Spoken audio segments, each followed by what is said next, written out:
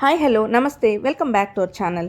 ఈరోజు మన వీడియోలో ఎంతో టేస్టీగా ఉండే సేమియా కేసరి స్వీట్ ఎలా ప్రిపేర్ చేసుకోవాలో చూద్దాము.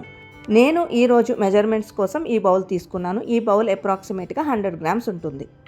ముందుగా స్టవ్ మీద ఒక కడాయి పెట్టుకొని 1 టేబుల్ స్పూన్ నెయ్యి వేసుకుని డ్రై ఫ్రూట్స్ వేయించుకోవాలి.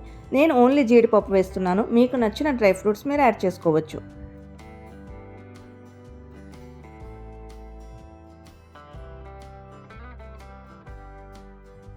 డ్రై ఫ్రూట్స్ దోరగా వేగిన తర్వాత ఒక బౌల్లోకి తీసుకోవాలి.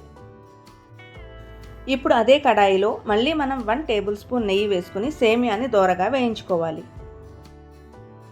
నేను ఈరోజు 1 బౌల్ ఆఫ్ సేమియా తీసుకున్నాను.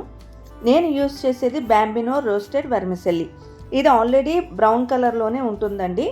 జస్ట్ కొద్దిగా అంటే కమ్మటి సువాసన వచ్చే వరకు వేయించుకుంటే సరిపోతుంది.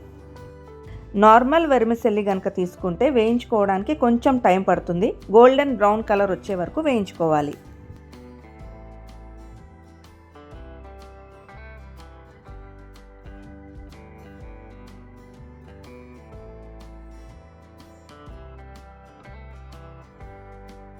ఇప్పుడు వెర్మిసెల్లి కూడా వేగిపోయిందండి. ఇది కూడా ఒక బౌల్లోకి తీసి పక్కన పెట్టుకోవాలి.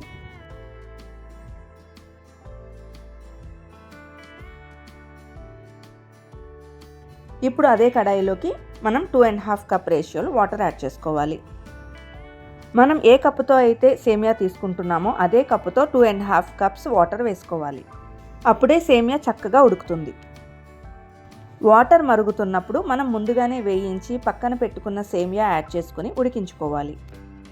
సేమియా ఉడికే వరకు స్టవ్ హై ఫ్లేమ్లో పెట్టుకోవచ్చు. అలాగే సేమియా మొత్తం ఉడికిన తర్వాతే మనం షుగర్ యాడ్ చేసుకోవాలి. షుగర్ ముందే వేసేస్తే సేమియా ఉడకదు, అలానే గట్టిగా అయిపోతుంది.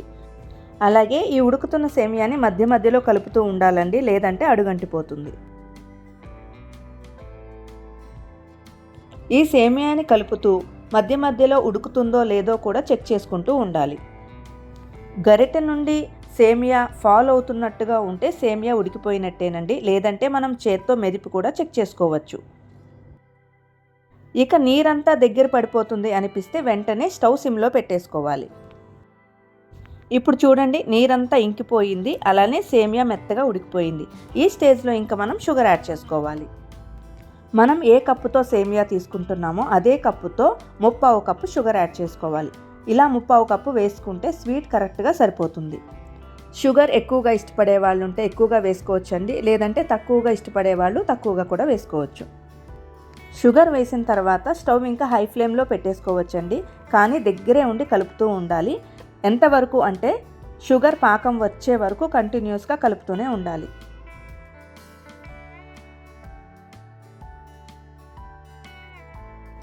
చుట్టూ చూడండి, మనకి తెలుస్తుంది పాకం వచ్చినట్టు. ఇప్పుడు మనం నెయ్యి యాడ్ చేసుకోవాలి. నేను అప్రాక్స్గా 100 గ్రామ్స్ సేమియా తీసుకున్నాను కాబట్టి 2 టేబుల్ స్పూన్స్ నెయ్యి వేస్తున్నాను. నెయ్యి ఇంకా వేసుకోవాలా లేక సరిపోయిందా అనేది కూడా మనం చెక్ చేసుకోవచ్చు.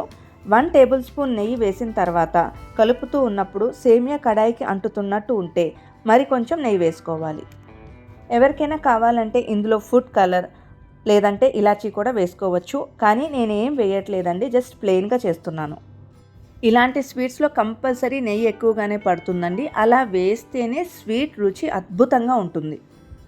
నేను చెప్పిన మెజర్మెంట్స్తో మీరు పక్కాగా కనుక ఈ స్వీట్ తయారు చేస్తే చాలా పర్ఫెక్ట్గా కుదురుతుందండి. ఇప్పుడు చూడండి, నేను కంటిన్యూస్గా కలుపుతూనే ఉన్నాను. చుట్టూ నెయ్యి తేరిపోయింది, అలాగే సేమియా కూడా కడాయికి అంటుకోవట్లేదు. అంటే సేమియా కేసరి రెడీ అయిపోయినట్టే. ఇంకా ఇప్పుడు మనం జీడిపప్పుతో గార్నిష్ చేసుకొని వేడివేడిగా సర్వ్ చేసుకోవడమే. మరి ఇంత మంచి స్వీట్ మీరు కూడా ఒకసారి ట్రై చేయండి. మీకు ఎలా కుదిరిందో నాకు కామెంట్ సెక్షన్లో తప్పకుండా ఫీడ్బ్యాక్ ఇవ్వండి. మీకు ఈ వీడియో నచ్చినట్లయితే వెంటనే లైక్ చేయండి, షేర్ చేయండి, అలాగే తప్పకుండా మన ఛానల్ని సబ్స్క్రైబ్ చేసుకోండి. నోటిఫికేషన్స్ కోసం పక్కనున్న బెల్ ఐకాన్ని కూడా యాక్టివేట్ చేసుకోండి. Thanks for watching. Meet you in the next video. Bye.